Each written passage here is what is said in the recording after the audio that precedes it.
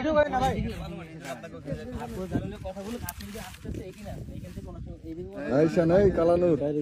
Isha video করে না তো এই ক্যামেরা রাখুন তো